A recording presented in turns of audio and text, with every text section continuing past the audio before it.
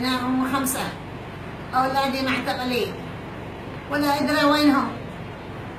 لدى النير راشد عبد الربان منصور وملف في هذه الحكومة بظلم أولادي 5 بدون سبب بدون أي شيء، إلى عملوا جريمة عيالي ومذنبين وأي حاجة، في حكومة تحاكمهم، في سجون يتحاكموا نزاورهم ولا نشوفهم، عندهم 17 جاهل.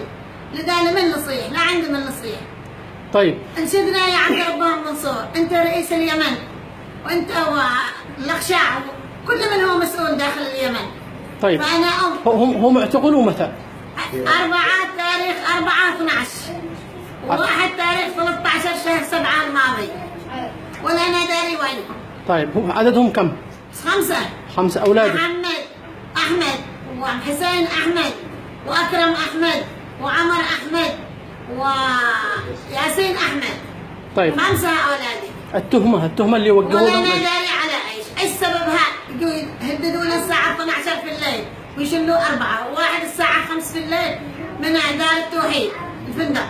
هؤلاء أولادهم؟ هذا لا أولادهم، ولا عندي لهم رواتب عسكرية ولا رواتب مدنية. عيني لله وللحكومة من يحمينا داخل الجنوب. طيب هل أنتم عارفين وين يعتقلوا؟ ولا أنا داري وينهم، ولا كلمهم تلفون ولا زاورهم، ولا أنا داري، وما أحياء أموال.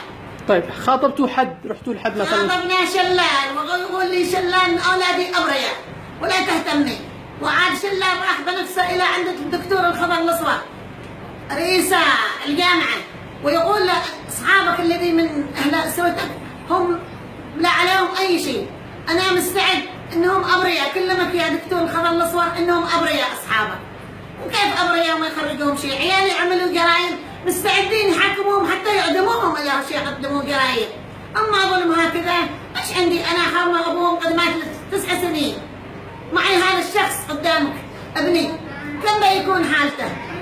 ل 17 نفر داخل المنزل بحاشي، وين عاد يروح يشتكي؟ أنا ناشد وزير الجمهورية عبد الربان منصور من له نظر في هذه الدنيا أن ينظر بعينه إن أولادي مخفيين. إيش سبب خفايتهم؟ السلام عليكم ورحمة الله وبركاته.